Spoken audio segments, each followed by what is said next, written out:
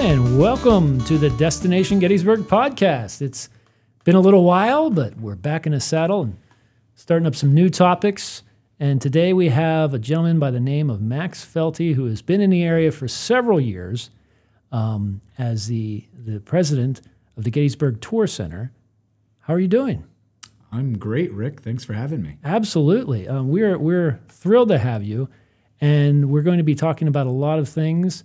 Obviously, one of the big draws that you have are the battlefield bus tours, which, of course, include the iconic double-decker bus, which we'll get into a little bit later. But yeah, mainly I've got all kinds of questions about that, like where it came from and how it got started and everything. But to get us started, if you could, give us a little history of your organization.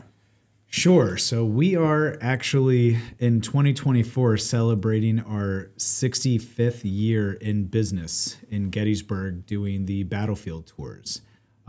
So a group of businessmen 65 years ago more or less saw a great opportunity to educate the visitors to Gettysburg about the battlefield, and a good way of doing it would be, in a mass transit type of situation with it started out with Mercedes vans and school buses with the roofs cut off and that sort of thing. So that has matured into what we have here today.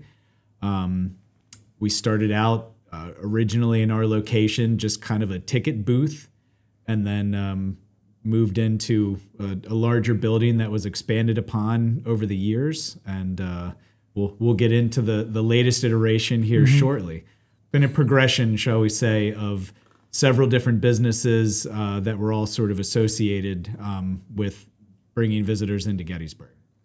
The experience that when you're on one of these bus tours, of course, you can do it on the double-decker bus, but you can also do it in an air-conditioned bus as well, depending on the season or depending on your preference. But what is the experience like for somebody who hasn't done the double-decker? Well, the double-decker, I always say, is almost an attraction in and of itself. You know, there are several children, I'll say more so, that just go for the thrill ride of sitting on top of the double-decker and riding through the beautiful landscape of Adams County and Gettysburg. But, when you get to sit on top of the double-decker, there's unencumbered views of the battlefield, the monuments. You feel the wind in your hair, the sun on your face, and it is really a wonderful experience. Now, with that, obviously it's a guided tour, so you're hearing a lot of information as you're on this tour. How do you hear that information back when you're on it? Sure. We actually give disposable earbuds that we provide for free as part of the ticket. And they get plugged into a sound system in the seat in front of you, and therefore you can hear the licensed battlefield guide that'll be speaking to you from the first deck of the bus. And you'll also have an opportunity during the breaks, restroom break and the historic stops, where you can talk to the licensed battlefield guide if you have questions. So we highly recommend not trying to speak to the guide during the tour, especially if you're on the top deck. But we do provide that opportunity during the tours. Cool. Now, over the years, it's been several years, as you were saying, that you've been in business. But over the years, you've really worn in that building that you were in. And it became time, after decades, to finally say, you know what? We need to get a plan in motion and talk to the minds in the community that have a say about permits and so forth, and really see something come to fruition, build a new tour center.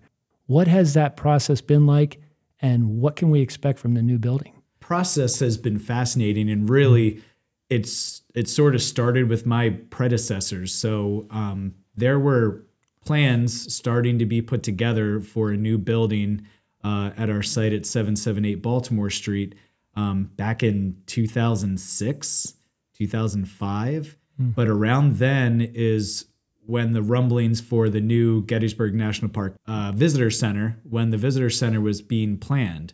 So there, we weren't really sure what impact that might have on our new location, if it would make it void, or what the story was. So there were actually some pretty interesting plans that had been drawn up prior to my arrival in Gettysburg, which I don't think would fly today after looking at them.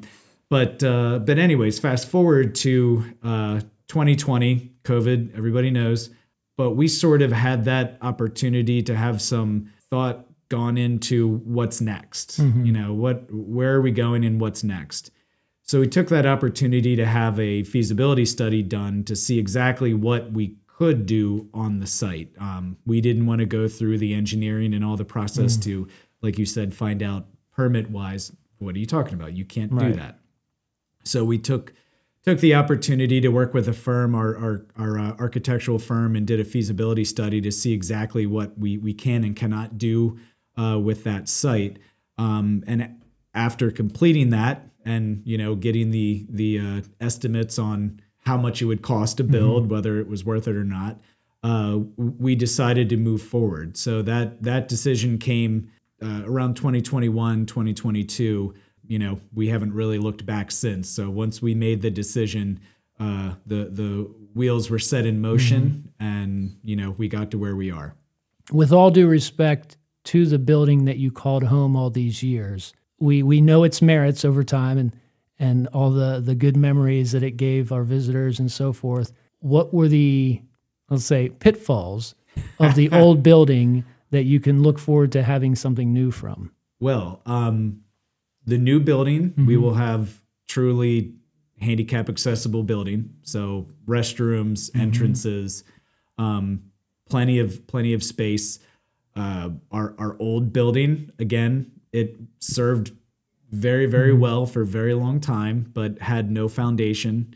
It was more or less a modular log cabin that was added onto many times over the decades, with and without approval and permits. So, things were not always done up to the standards they are expected to be today. Tons of natural light, a space that really is geared towards the experience that we want visitors to have when they come in the building. It's very obvious that we're a big retail site now from the street, easy in and out accessibility. We've got very good flow for folks that are boarding and disembarking our bus as far as getting back into the building and out of the building, and also moving all of our office space to the second floor. So the first floor, where the majority of the square footage is very much geared towards customers and flow. Nice. And it's a really, obviously, we can see a lot of it now as you drive through town, but up until recently, the architectural designs and mock-ups, if you will, were really beautiful. I can't wait to see the inside of it. We're going to be probably, first chance we get, sending our social media crew out there to shoot some videos and so forth, but it's just going to be really exciting to see that welcoming experience. And then from then on out, you can use that to facilitate all kinds of operations. You do a lot of things, of course, with the Gettysburg Tour Center. It's not just, with the bus tours, but you also have the paranormal side, and you have the iconic, is an understatement, but the Jenny Wade House that folks can check out as well. And then these other aspects that you give visitors the chance to see. What can you tell us about those kinds of things?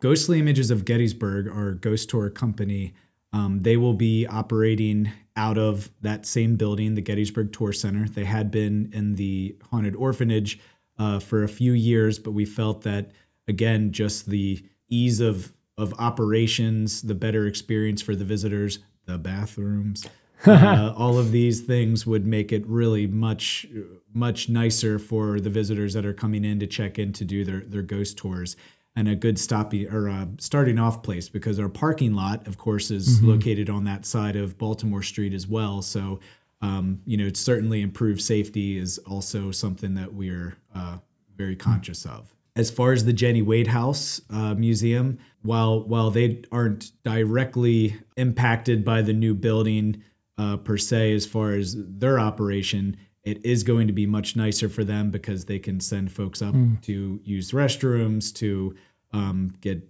snacks and drinks, things like that. And also when there's a wait, if we have a group, anything along those lines, it's an easy location to kind of say, hey, go check out the tour center, go use the restrooms, blah, blah, blah, come back up, and we can get your tour started.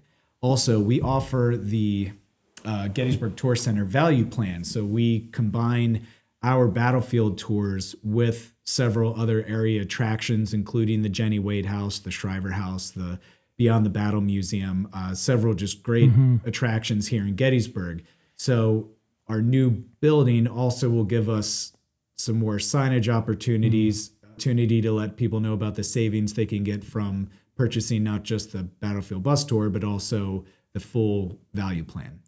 I'm not going to say this is the case with a lot of vacation destinations, but the fact that you work with other area attractions and then they vis-a-vis work with you really goes a long way because it provides a great experience overall for everybody who visits Adams County. That's something to look forward to when you come to town, and the fact that you offer that in an easy way for people is really going to go a long way. Now, depending on when people are listening to this episode, the building may have already been opened. Who knows? What do you anticipate the opening time frame to be for the new tour center? So we anticipate being open daily by March 1st, potentially with some soft opening opportunities in February, depending on how everything finishes up here in the next few weeks. We will have a plan out there. We're hoping for late spring, early summer to have a grand opening. So that'll be something we plan to splash everywhere to invite the public and of course our partners in the tourism industry here in Gettysburg. So that'll be after sort of the final details are finished up with landscaping in the parking lot. That will be a very welcome sight for us to be in our permanent home after a little bit more than a year. So and obviously it's important to note that you're not closed for business right now just because your building is being built. You are still in operation for those listening right out of the gate here as this episode gets published. But you are still operating. What's that process like right now for folks who are looking to book? So being that it is January, right now we are offering our battlefield tours just from the National Park Visitor Center.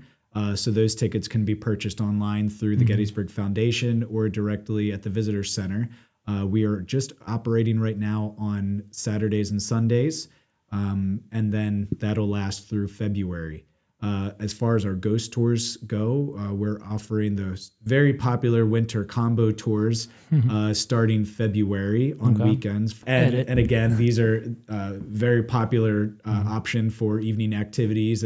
As you know, it's a bit of a struggle when you don't know what the weather's going to be like in the off season here in Gettysburg, but we still try to offer some entertainment and activities for folks that happen to be coming here in season.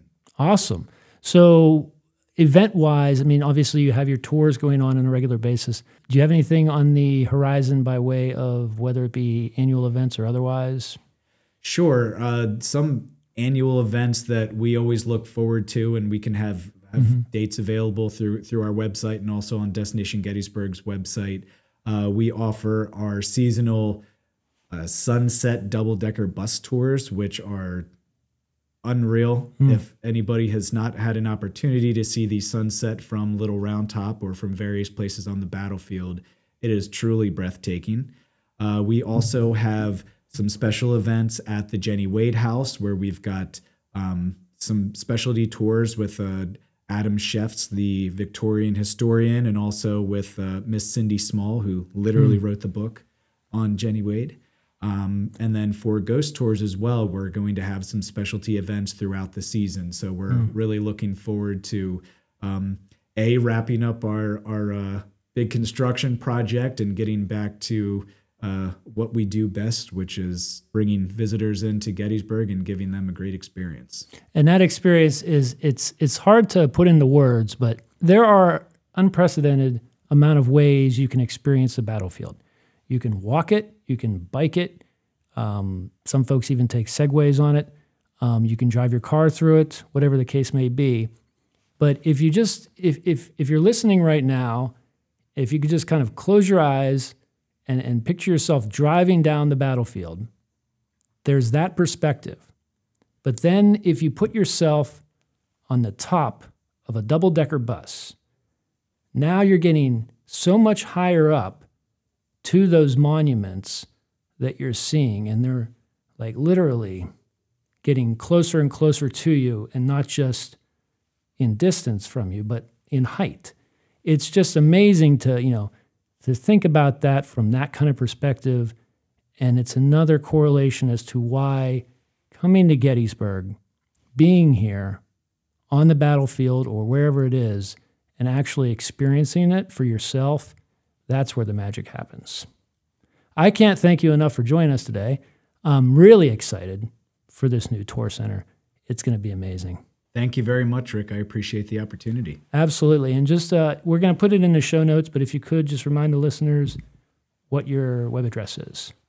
Sure. The new building will be at 778 Baltimore Street. It's the Gettysburg Tour Center. And you can also find information on our website at gettysburgbattlefieldtours.com. Thank you for listening to the Destination Gettysburg podcast, produced and hosted by Rick Kennis, with thanks to our special guest.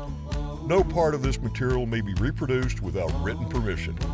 Get inspired for your visit to Adams County, Pennsylvania at destinationgettysburg.com.